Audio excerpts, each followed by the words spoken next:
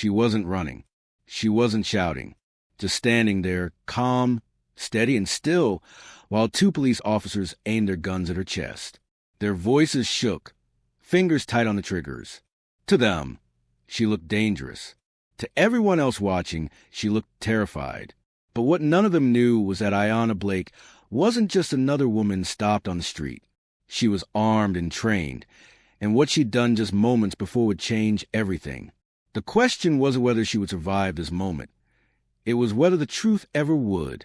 If they had known who she really was, they might have lowered their guns. But by then it was already too late. It started like any other Sunday afternoon. Ayanna Blake had just left the community center where she volunteered every week, teaching self-defense to teenage girls who looked up to her like a superhero. The sun was low, the air warm, and the sound of laughter carried from a nearby park. She wasn't in uniform today.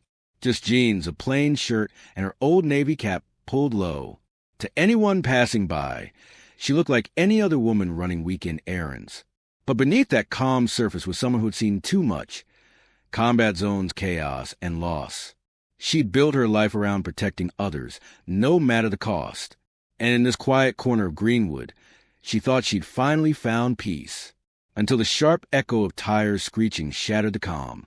People turned. A scream pierced the air. Ayanna's instincts kicked in before her mind could catch up. She didn't know it yet, but within minutes, that same strength, the one that had saved lives overseas, would make her a target in her own hometown. If she had known what was coming, maybe she would have stayed inside. But fate had other plans, and this time the battlefield was home. The first shot cracked through the air like lightning. Chaos erupted in every direction. Families dove behind parked cars. A mother shielded her child. Glass shattered as people screamed and scattered.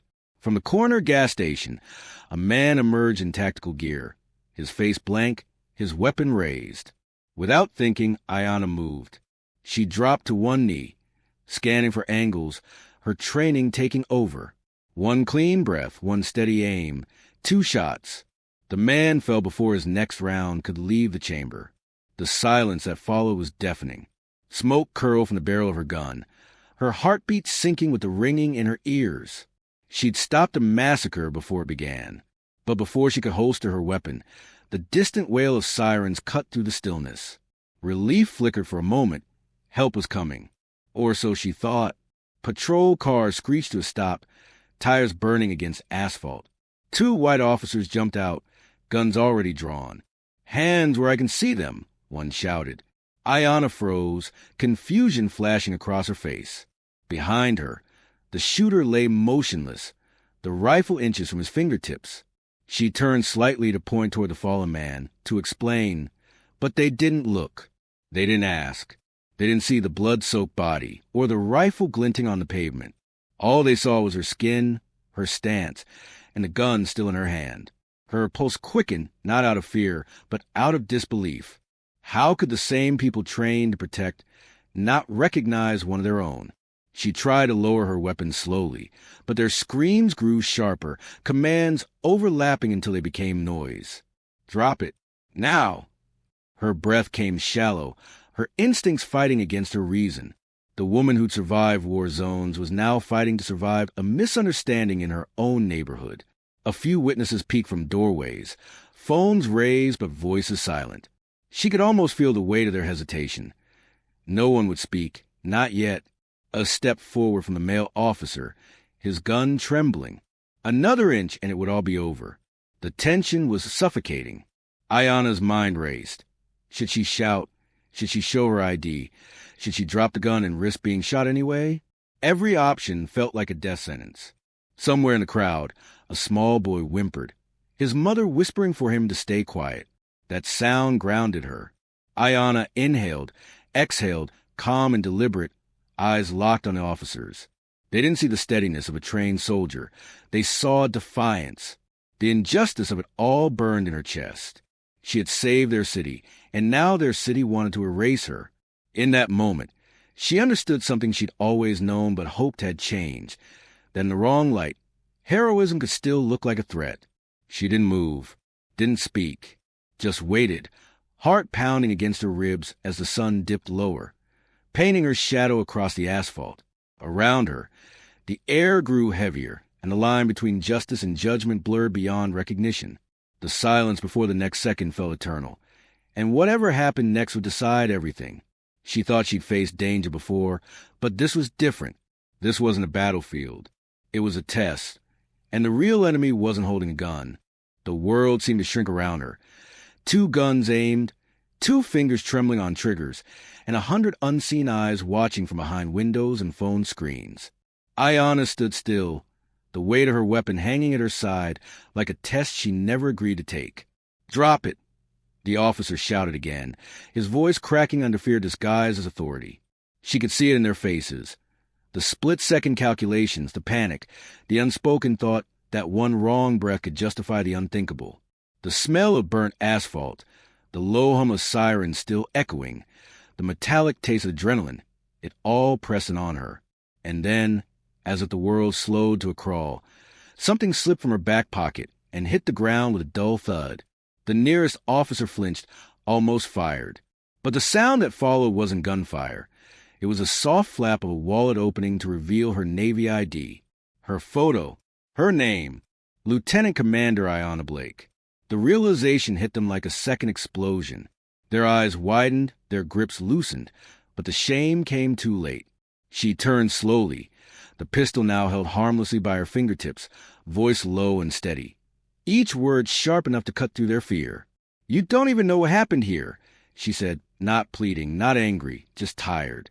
The crowd began to stir, whispers growing louder, phones raised higher. One of the officers hesitated, lowering his gun halfway, confusion flickering across his face as if seeing her for the first time. But before any apology could form, a deep rumble filled the air. Engines, black SUVs, military plates. The street filled with armed personnel in seconds, their presence slicing through the tension like a blade. A man in full uniform rushed toward her, commander's stripes, medals gleaming in the fading light. "Lieutenant Commander Blake," he called, voice firm but urgent. "Are you all right, ma'am?" The officers froze, horror dawning in real time as the reality they'd built in panic crumbled around them. Cameras zoomed in. The moment was captured. The image of 2 white cops pointing their guns at a black decorated officer while her credentials lay in full view beside her boots. The truth was undeniable now, irreversible, viral before anyone could blink. Ayanna said nothing, just met their gaze, the silence heavier than any words could be.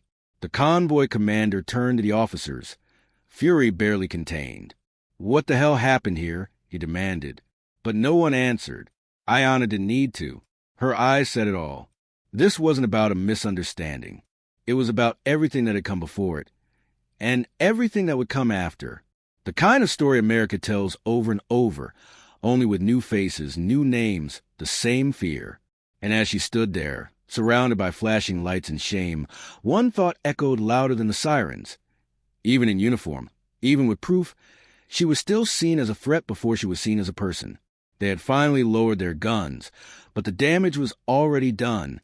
3 hours later, the video was everywhere, on news feeds, TV screens, and every social platform in the country. Not the footage of the shooter, not the act of heroism that saved a dozen lives, but the image of 2 officers screaming at a calm black woman in the middle of the street, guns drawn, while her military ID sat open at her feet. They called her a hero only after the outrage came, after the hashtags, after the city scrambled to do damage control. The mayor gave a half-hearted press conference. The police chief promised retraining, and the same officers who nearly killed her stood in the front row at a ceremony they didn't deserve to attend. Ayanna didn't want the cameras or the medals. She wanted accountability. She wanted truth. As she stood at the podium, wearing her full dress uniform, she looked out a sea of faces, some ashamed, some defensive, some just curious, and asked one question. "When you saw me, what did you see?" No one answered. Her voice stayed calm, but every word hit like thunder.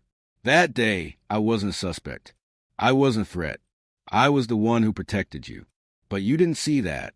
You saw my skin before you saw my service." The silence that followed wasn't empty. It was heavy, like a mirror the world didn't want to look into. Later, As the sun dipped behind Greenwood Avenue, Ayanna walked past the spot where it all happened. The chalk marks were gone, the crowd too, but the memory stayed.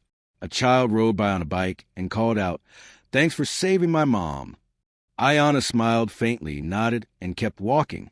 No fanfare, no applause, just a quiet weight of knowing that even when you do everything right, some people will only ever see the color of your skin. And yet, she refused to be defined by that, because her courage wasn't about proving worth. It was about reminding the world that worth was never theirs to decide. That night, under the glow of the streetlights, she whispered to herself, "Fear's not the enemy. Forgetting who you are is." Then she disappeared into the dark, her shadow stretching long across the pavement, like the echo of a truth too big to silence. We like to think stories like hers are rare, that progress has erased pain. But how many more Ayanna Blakes have to stand in the crosshairs before the world finally sees them for who they are, not as a danger, not as a symbol, but as a human being? Because until that day comes, every mistake, like this, isn't a misunderstanding. It's a message. And the question that remains is simple. How many times do we have to hear it before we finally start listening? And what came next will expose far more than anyone was ready to face.